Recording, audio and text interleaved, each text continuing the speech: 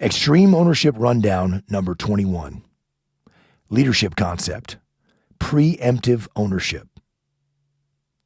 The highest form of extreme ownership. In the book, Leadership Strategy and Tactics, Jock wrote, "When a leader knows they cannot blame anyone or anything else, they will implement what I call preemptive ownership. They will take ownership of things to prevent problems from unfolding in the first place. Ownership isn't just about taking responsibility when mistakes happen. The highest form of extreme ownership takes place preemptively, before the mistakes occur.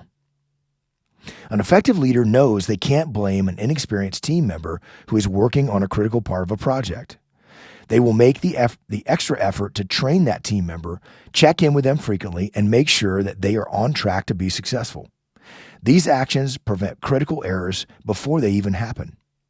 A leader can't control the weather, but a leader who understands that bad weather is not an excuse will take preemptive ownership to ensure contingency plans are in place.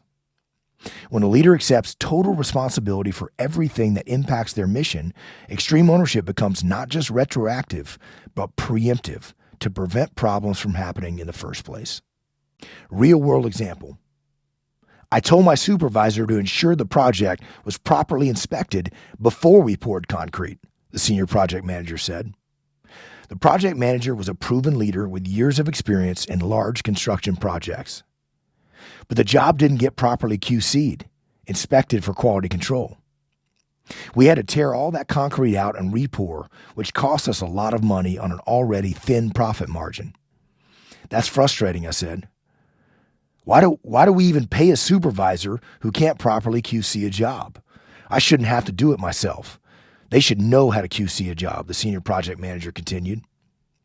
Why do you think your supervisor didn't properly QC the job? I asked. I don't know, the project manager replied. He should know how to do that. You're talking about theory versus reality, I said. If your supervisors don't know how to properly QC a job, whose fault is that? The senior project manager didn't answer. It's your fault, I said. You are responsible for everything your team does, everything that impacts your mission.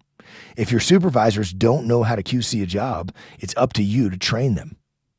We discussed how this incident provided an excellent training opportunity for the senior project manager to take ownership. He had to ensure his people knew how to properly QC a job and why it is essential. He put together some quantifiable data to share with the supervisors, including the direct cost of an improper inspection, the impact on the overall profit on the job, and the decrease in bonuses for the team.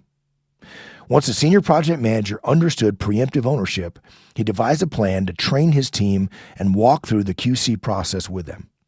They would continue to develop their skills until he was confident they could do it independently and prevent such issues from happening again. For action.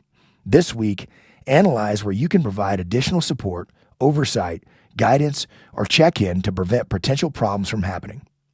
Once you've determined potential problem areas, take action to avoid those problem areas before they occur. That is preemptive ownership.